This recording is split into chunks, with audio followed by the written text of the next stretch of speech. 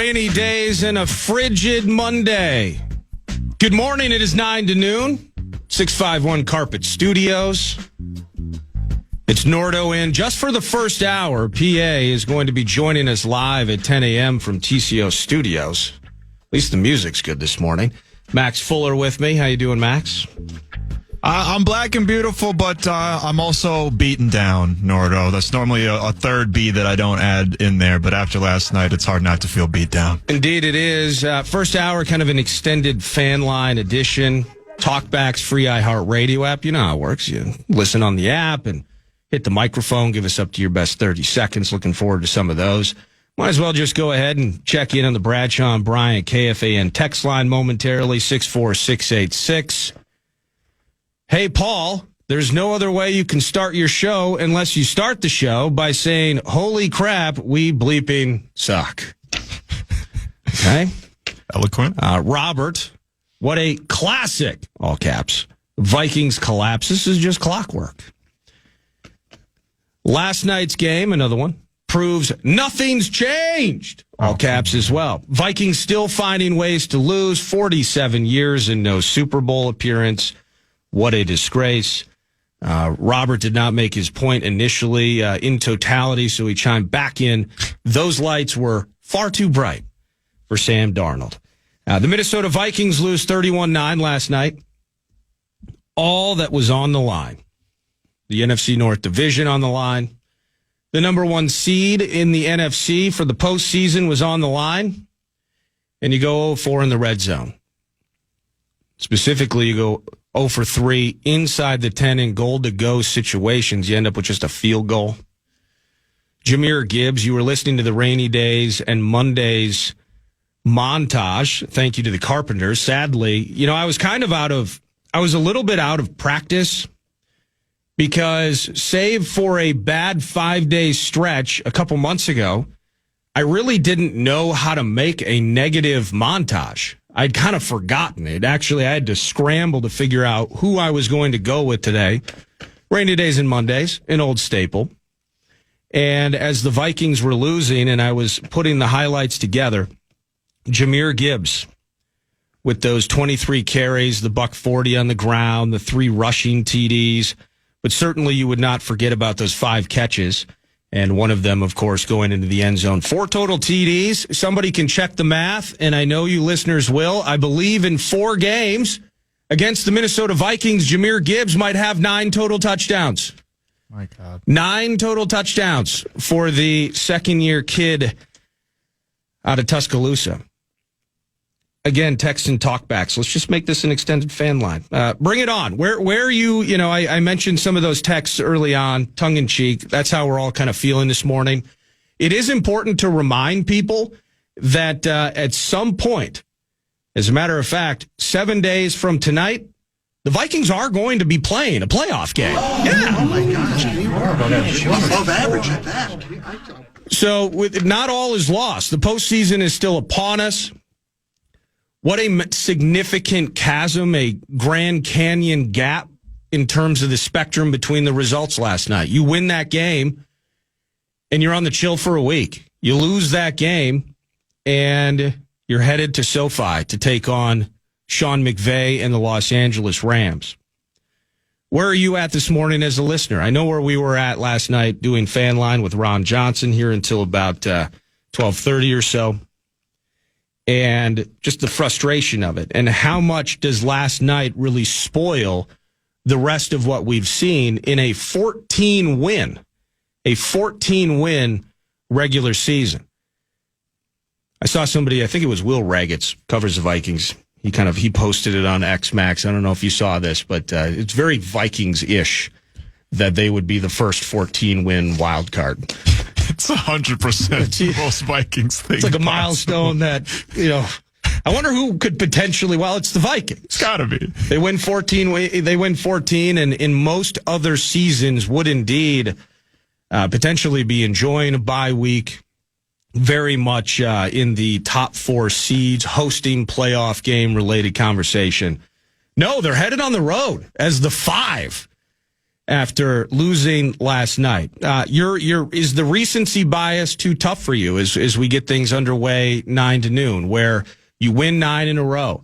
And, part of that 9-win streak included a couple of toughies, right? You have Jamie Erdahl blowing the Galler horn at U.S. Bank Stadium in primetime before that Colts game. That Colts game felt tougher against Joe Flacco than it could have been.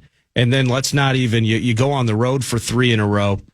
That Jacksonville Jaguars game, the 12-7, you needed 4 to get home, including, I believe that was in Parker Romo territory, if I remember correctly. But in the end, how much of this spoils the 14 wins prior? The rainy days and Mondays, a frigid Monday in Minneapolis, St. Paul, how much of what we saw last night? And it's kind of like what was on the line versus how the team performed.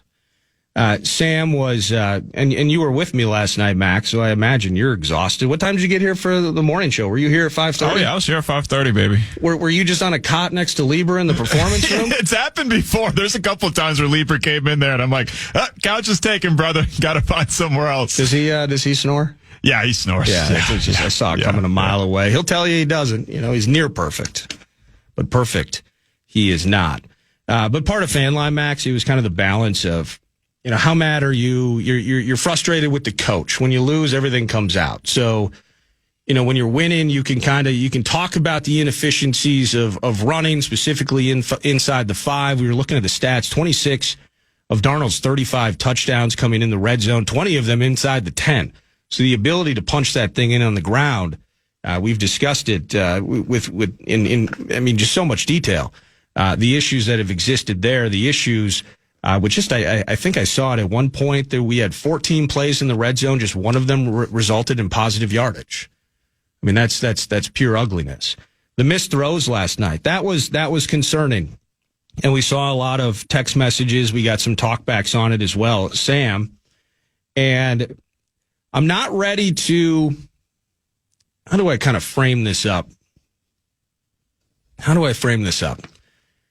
It's such a massive talker with Sam projecting forward, not just into whether it was into last night's game, whether it was into, man, what if they get the bye and you just need to win 2 home games and you're headed to the Superdome? That's amazing. Again, the spectrum of differences in the results between losing and winning last night's game. Now you're headed to SoFi. It's not just about projecting with Darnold into this next playoff game against McVay and the Rams. There's been this obsession, and I'm not saying it's not worthy, it's not a valid talker, but I've had such a hard time really digging into it in terms of 2025 for Sam Darnold, the quarterback conversation beyond. I've just been fascinated on the week to week, fascinated by the moments, fascinated by all the winning, and fascinated by a QB that's by far had the best career, the best season of that career.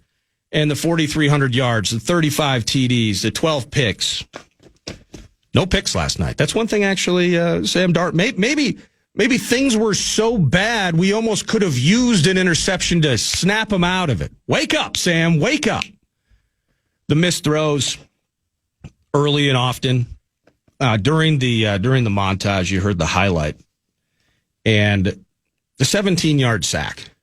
Maybe that is, at that moment, not just a couple of overthrows. He put T.J. Hawkinson in a tough spot. Shortly after that, the 17-yard sack, dropping you back to the 3. Oh, how awful that was. And you get Aaron Jones to the far side boundary, I think. It was like 7 or 8 yards. It's 3rd and 18. And he has Hawkinson wide open near the 35-yard line. It's a 20-plus yard connection all freaking day. These are 2 guys, by the way, last night, Jared Goff and Sam Darnold, who were neck and neck for most of the season. Absolutely the creme de la creme of 20-plus yard completions. And these were 2 guys that we actually compared. Oddly enough, they're in the division. They're both having tremendous seasons. These are 2 guys that we compared for a large part of the year. He overthrows Hawkinson by a freaking mile. The feet were jumping, and there was no beat. I was not at Ford Field. I don't believe that DJ Ski was in there playing background tracks during the game. There was no reason to be dancing around, yet he had the quickest feet in the West last night, or in this case, in the Motor City. The decision-making at points throughout, once PA gets, we get him all set up at TCO Studios, he's going to be with Pete Bursich. Excited to hear not only PA's perspective on this, but the analysts as well on what we saw last night, the decision-making, the missed opportunities, combine those into ultimately what we saw last night. Earlier this year, I kind of used the Jacksonville game as an example during Fan Line last night. And it was a game in which it was really in some ways probably, if you're just looking at stats, that might be his worst game of the 2024. And it was the interceptions, it was the ineptitude, it was the absolute obsession with trying to get it to Justin Jefferson. And we went through that phase, and kind of the idea is if you're going to double, I mean, I don't want to say it was excuses, but what about the obsession that we had over, well, look at this coverage. No one's ever seen coverage like this in the NFL. Well, the only way to alleviate that is to utilize Jordan Addison. To utilize, now he's working his way back, utilize TJ Hawkinson, utilize other outlets and other opportunities. And we can get excited about Josh Oliver and all this, but in the end, we knew that it was going to be Justin Jefferson, it was going to be Jordan Addison that carried us forward through these games. It was, he's 24 of 38, completion not completely awful, no TDs, 3 picks in that Jacksonville game, one of his worst games of the season. You know what the issue was? Is we were playing the Jacksonville Jaguars. That's why we won that game. We were playing the Jacksonville Jaguars. We were bad in the red zone. We gave the ball away 3 times, and somehow we figured out how to win because we weren't playing the Detroit Lions, because it wasn't the regular season finale with 2 14-win teams, a 1 seed, and a division title on the line. So the missed opportunities, the decision-making, and you just felt like you were in quicksand, and it just never got better. There was an entire possession last night. It wasn't a long one. It was 3 and out. All 3. First and goal at the 7 after the Pace interception. First and goal at the 7, incomplete to Jefferson. Second and goal at the 7, incomplete to Jefferson. Third and goal at the 7, incomplete to Jefferson. We did not go for it on 4th down that time. We actually kicked it and achieved a 3-point field goal from Will Reichert. So Addison was on a milk carton. Hawkinson last night, again, some missed throws by the QB. How much impact has he really provided since he returned from injury? There's so much to get into over the course of this first hour as we kick off the Timber Tech set list. Again, PA traveling back super late last night. He's going to be joining us at 10 o'clock from TCO Studios in Eagan. Pete Bursich is going to be with him. Plenty to get into in terms of analysis from last night's game. And we're also going to talk about some of the other playoff matchups as you look at them here. Saturday games, Chargers at the Texans. That's a 3:30 affair. Steelers and Ravens. That's going to be sweet. Primetime on Saturday. Broncos and Bills, the nooner on Sunday. Ooh, we're going to have Cindy on this week. They hated green and gold. They're at Lincoln Financial Sunday afternoon. That's going to be a toughie as the Packers. It wouldn't have mattered. Commanders won yesterday anyway. They lost to the Bears, and that was ugly. I don't know if we can deflect our own ire and our own sad feelings today. I don't think we can. Packers lost to the Bears yesterday. They're going to head to Philly. Commanders eked one out against the Cowboys. They are at the Bucks prime time on Sunday night. And then around 7 o'clock, you have the Vikings at the Rams. So the playoff matchups are set. The teams I didn't mention, well, the Chiefs, they had it all locked in, and the Detroit Lions, your number 1 seed in the NFC postseason. But we'll do some Vikes bites. We got some audio to get into this first hour. But I do want to hear from you. I see some text messages and some talkbacks already starting to roll in. I'm excited to play those. And just chat this thing out with Max Fuller on a Monday as we kind of digest. And at some point, again, we have to turn the page and move forward and say, all right, we are a playoff team. We lost 30-20 at SoFi. Our quarterback nearly had his head taken off by Byron Young in the end zone. And how did we lose that one? Did we get surprised by Cooper and Puka? Well, there will be no surprise this time around. McVay's bunch is trained and tested, and they're hosting this thing against a 14-win wild card team. Go down to SoFi and get the W. We'll get there. But for this morning, let's air it out a bit on the, as PA would say, the Davenport of love. And it might get worn out today. Plastic is getting torn off on this one. So text messages, talkbacks ahoy, some Vikes bites, Max Fuller hanging out with me for the first hour. It's Nordo. Right here, you're listening to 9 to noon on The Fan.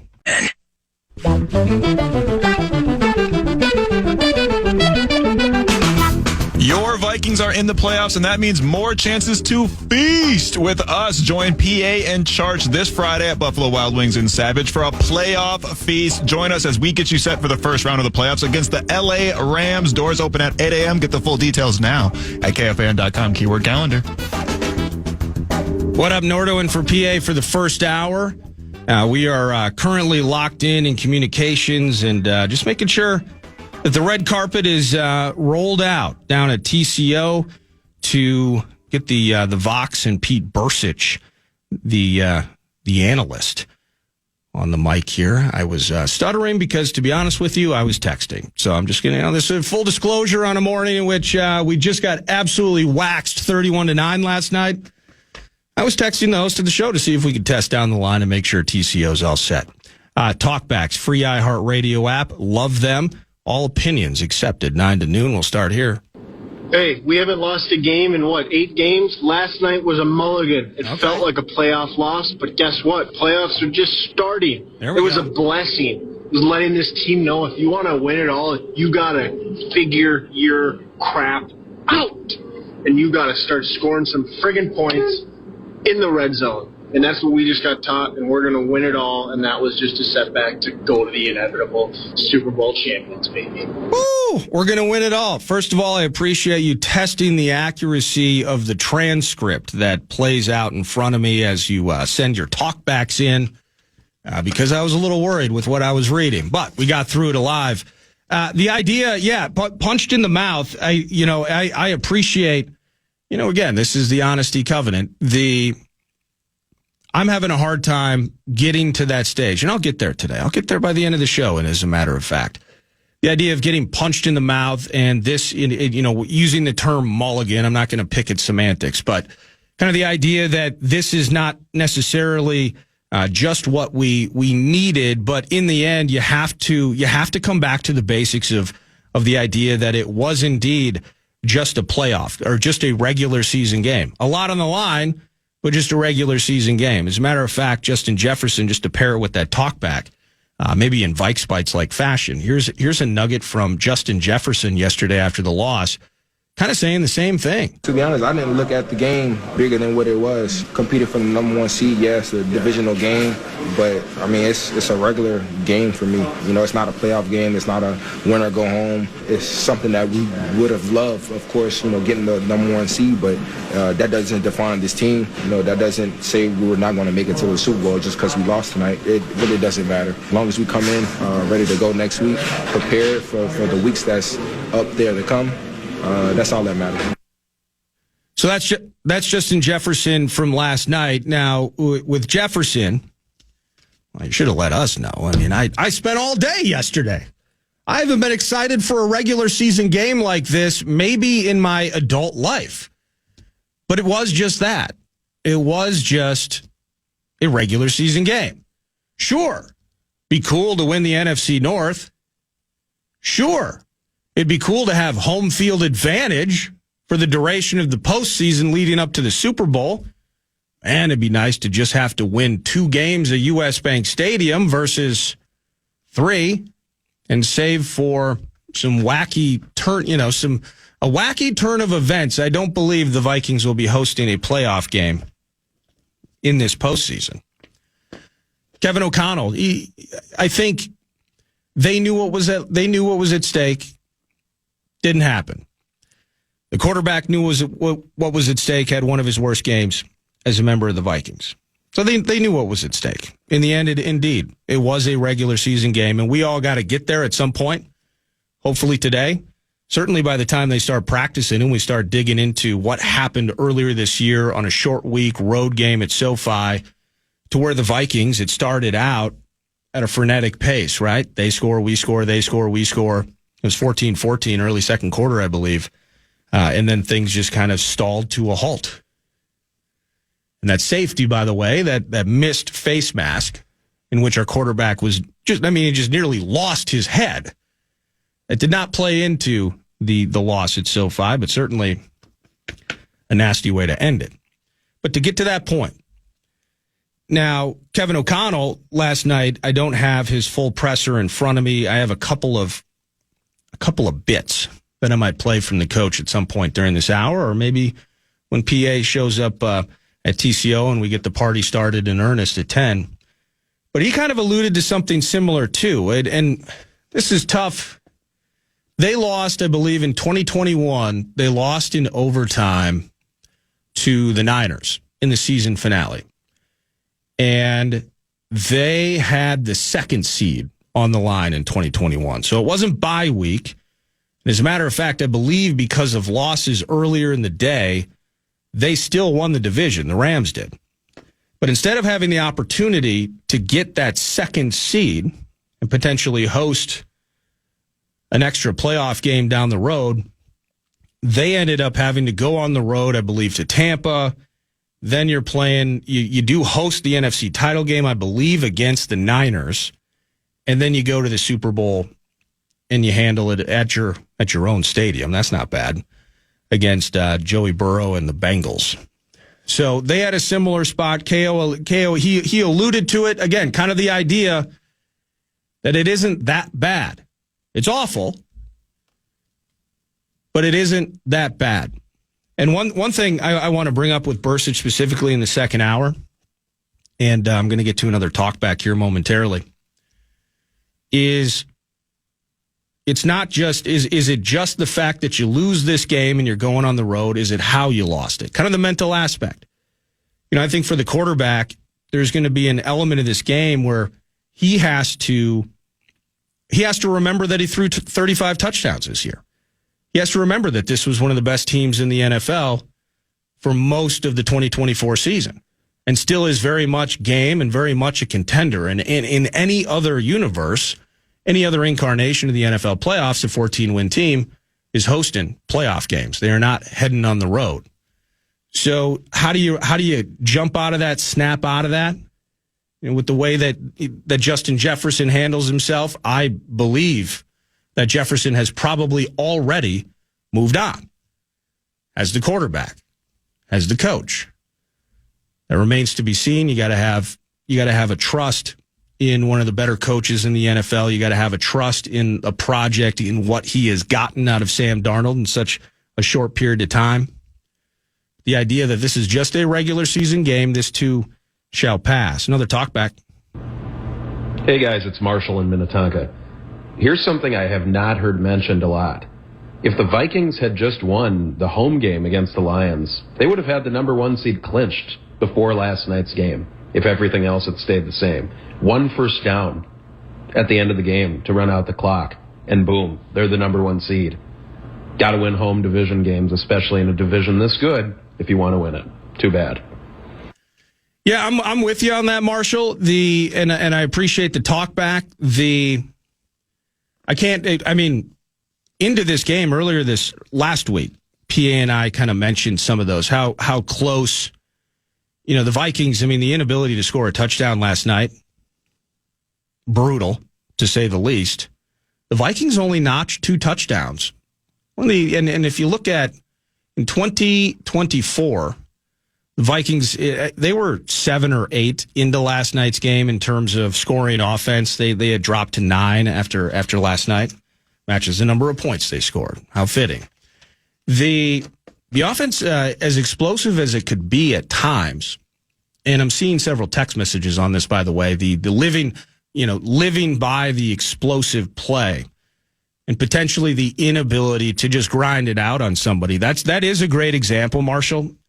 To go back and really play hindsight and point that out, you're correct. Winning games, I think the team was 7-1 at home in the 2024. So I like that record in totality. Home division games, putting that additional criteria or that additional factor in the mix, that's a massive deal. And the Vikings falling short at home against the Lions earlier this year with the ball.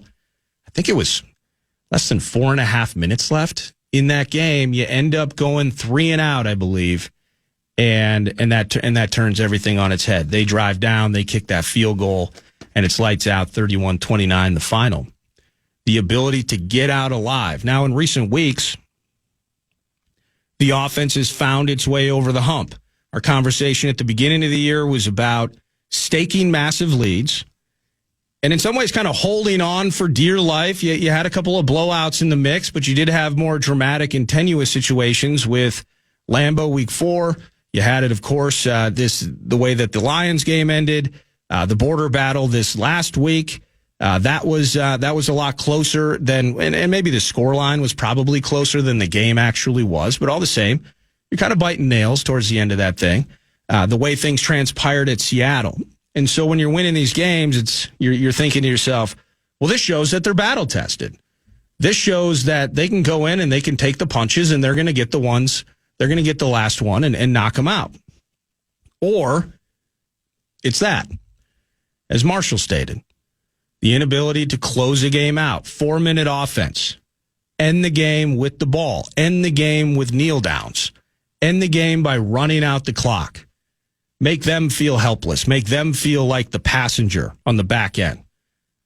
And they're on the other sideline. They're the other fan base that's sitting there going, man, if we can get a stop here. And probably need a 2-minute score. And then, the onside kick, that doesn't look great, but we still got 3 timeouts. We're on the right side of the 2-minute warning. Maybe we can get a couple of scores in here and make it interesting. And then we need that 2-point conversion. We spent more time in those situations than we would have liked, but we were coming out on the right side of it. So what we saw last night, though, specifically in the red zone, specifically with our QB that, again, had not performed this way in more than 2 months, going back to Jacksonville. It was a bit of an eye-opener, and it was certainly a nasty gut punch. Another talkback. Good morning, PA and Nordo. Mike from Tampa. Hi. Little windy out here today. You asked the question, did that game last night destroy everything from the rest of the year? I just have to say it was a big damper. Yeah. You can't get it into the end zone. Four red zone appearances, no touchdowns. It's pretty pathetic. Sorry, love Sam, love what he's done, but you're only as good as what you just did for us, and that was terrible. That was terrible, is how he ended that. Thank you, Mike. I can't necessarily disagree. That is, again, the recency bias. It's when I say bias, it immediately sounds negative. In some ways it can be and is, but the idea, you are, in a lot of ways, what have you done for me lately? What have you done for me most recently? And a way to end the 9-game winning streak with the 0 for 4 in the red zone and the 0 for 3 in goal-to-go situations and just getting 3 points out of those goal-to-go situations, it's nothing short of terrible, as he just stated. Kevin O'Connell talking about, taking this sour taste in our mouths from last night. We got to remember, team's still pretty good, though. We've done a lot of really, really good things. This has been a phenomenal football year for our team, and that locker room is already ready to go. Guys are ready to respond, and we'll get ready to go for a huge opportunity coming up on Monday night, going on the road. So there it is. The team still won 14 games. The team still put themselves in a spot where the 1 seed was on the line. Some text messages here. What do you think of the play calling in the red zone? Why were they in shotgun formation? Their running game was working. Why not try running it when you're that close instead of going for passes? Darnold was struggling. Is it up? Let me see here. He was struggling. Yeah, well, he was struggling. There we go. The rest of it, I'm not quite sure exactly what was meant. That was one of the biggest talkers in Fan Line last night, where, again, balancing blame. The head coach or the QB. QB was sailing them early and often and everywhere. The quarterback was focused in on one guy, number 18. That's where, from a play calling standpoint, this is a team that has struggled for 5 years, it feels like. If we're at the 2-yard line, we're at the doorstep. We just got to run that thing in. Easy enough, right? Easy enough for this team? You guys love the Vikings. Your elite football minds, as we would say, 9 to noon, you know this team.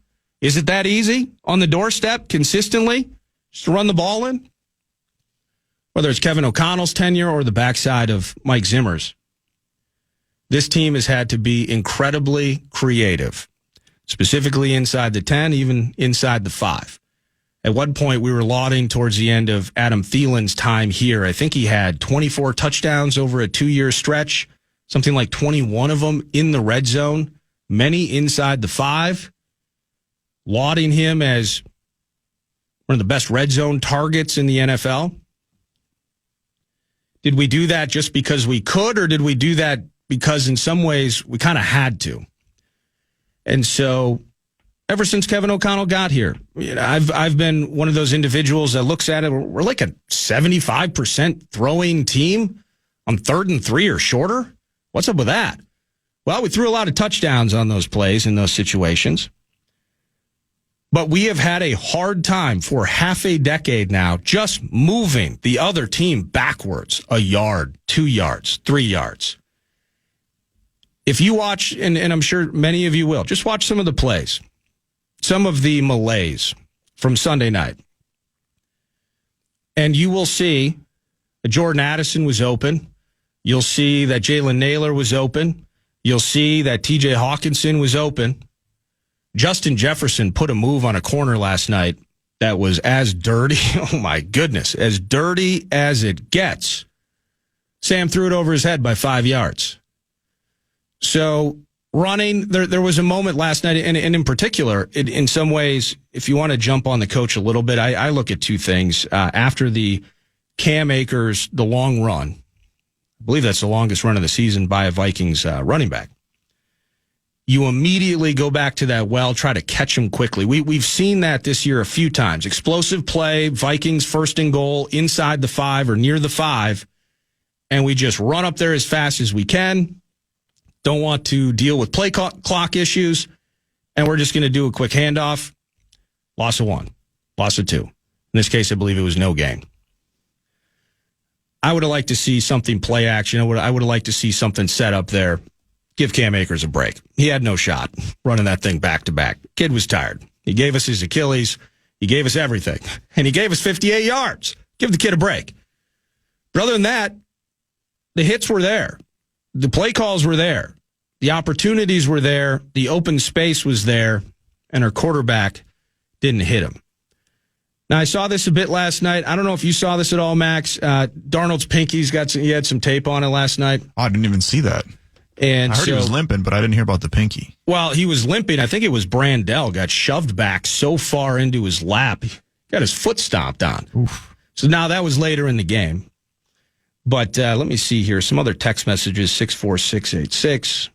Dan and Owatonna might be the lone wolf, but I'm not concerned at all. Okay, I love it. Love the optimism. Let's work our way through 9 to noon today and start to fire this thing up.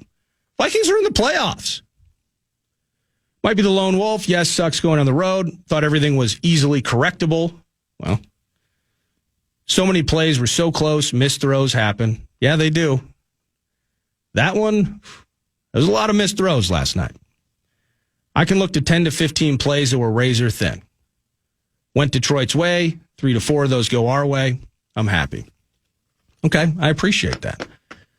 Defense was great, gave the team a great chance to win. They were stretched as far as they could until they snapped. The offense clearly did not pull their weight in the game. So offensive line, inability to run the ball, play calling, there are many factors that go into a game.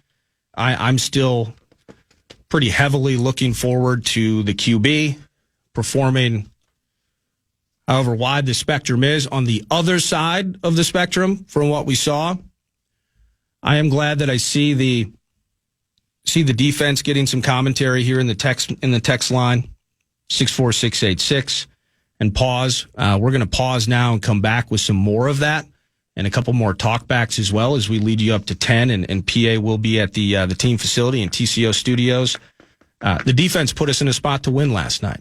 A team that turns the ball over on a weekly basis. 2 last night, 2 takeaways. The inability to capitalize on it the way that we have so many times throughout the regular season. That's part of that story as well. And as he mentioned, the defense gave us a chance until they snapped. And we're going to talk about that when we return. It's Nordo in for PA for the first hour. PA and Pete Bursich from TCO Studios at 10. As we unwrap this thing, 31-9, the final last night at Ford Field. Vikings lose out on the division. They lose out on the 1 seed, but they're still in the playoffs. And they got a hot one against McVay and the Rams a week from tonight. Monday night at SoFi in the wild card. It's the wild card finale, and I'm looking forward to breaking that down and getting excited for playoff football right here on The Fan. Want to chime in on what's happening with your favorite KFAN program? Make your voice heard on the Bradshaw and Bryant text line. Let us know what you have to say by texting your message to 64686. That's 64686. Standard message and data rates apply. Some talkbacks. Hey, Nordo. Make it a rough guy here. Just trying to figure out what happened last night. I think a lot of conversation is happening around Darnold and his play, which everyone's right, not good.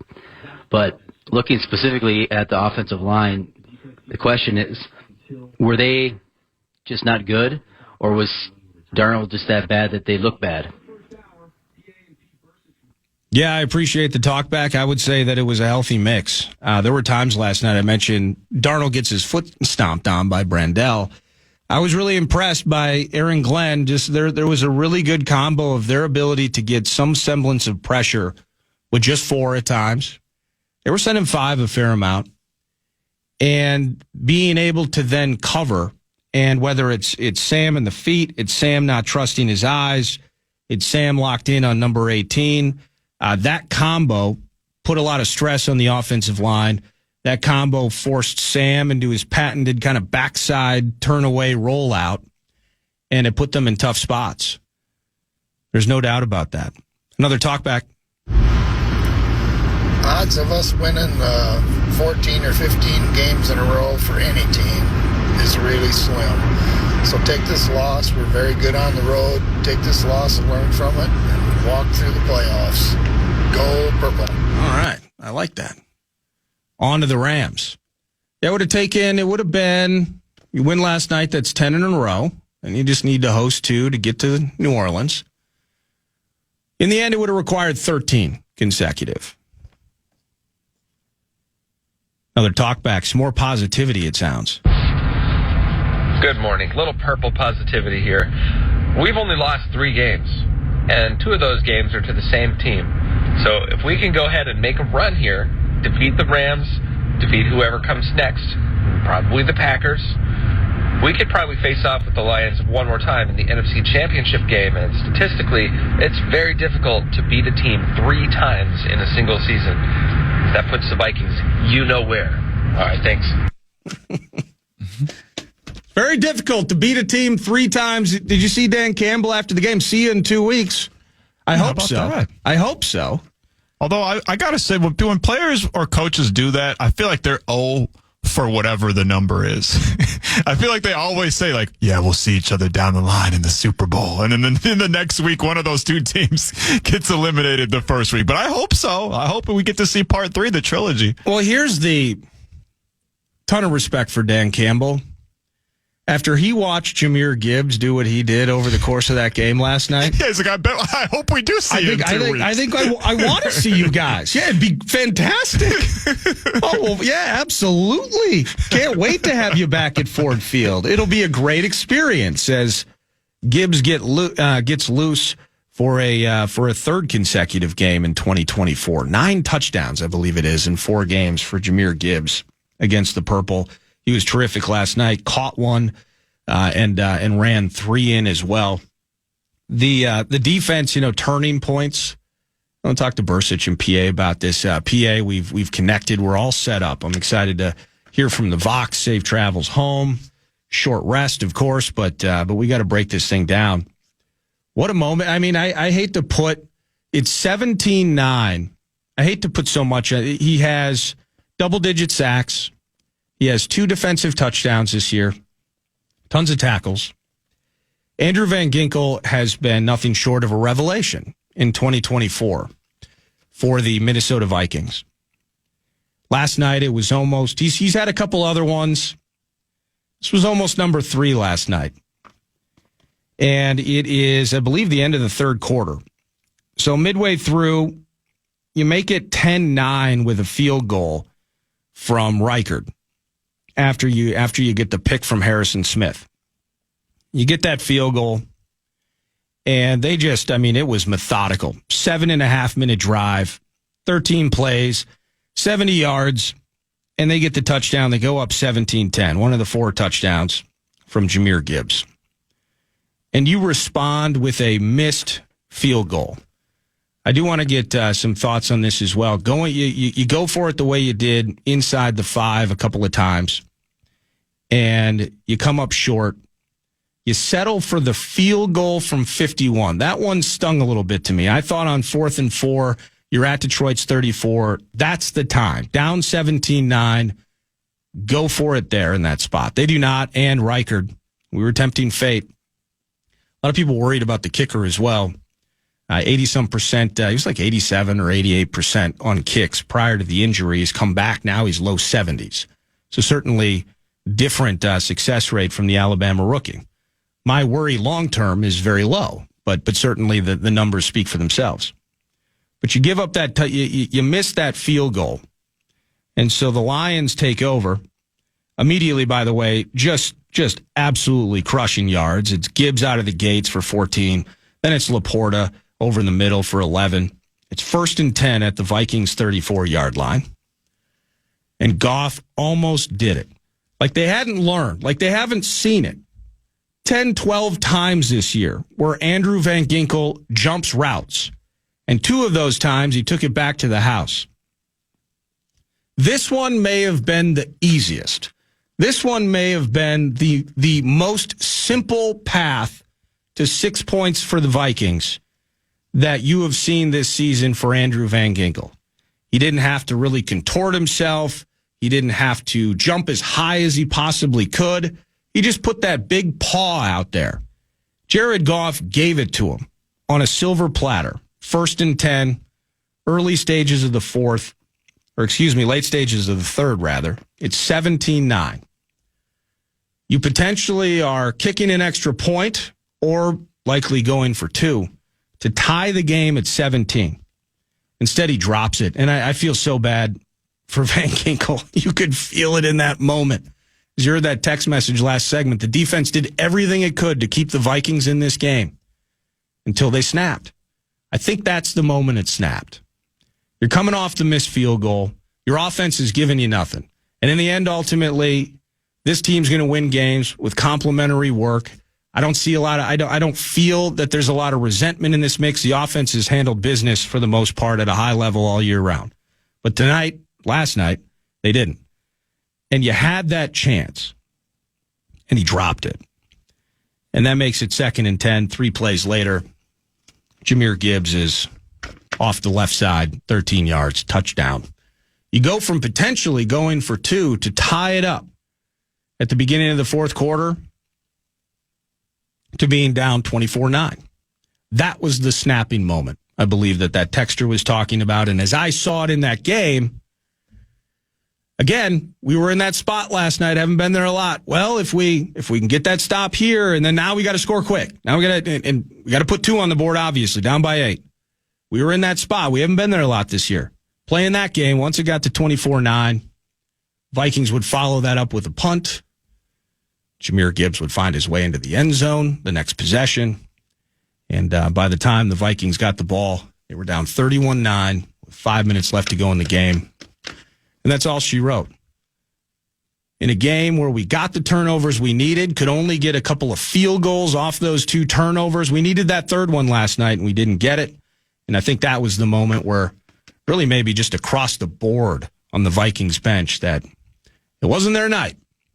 But they get another one a week from tonight against the Los Angeles Rams. And that I cannot wait for. Down in Eagan at TCO Studios, the host of 9 to Noon, he's going to take the wheel. And we're going to roll through this together. I got tons of talkbacks and text messages right in front of me that we have the opportunity to use over the next 2 hours. I know PA is going to be asking for them. But next, it sounds like we're going to have the host and the analyst from TCO Studios in Eagan to continue breaking this thing down. It's Nordo right here at Twin Cities. Well, I'm not in TCO. I'm here in St. Louis Park. But we're going to continue 9 to noon as the second hour lifts off next.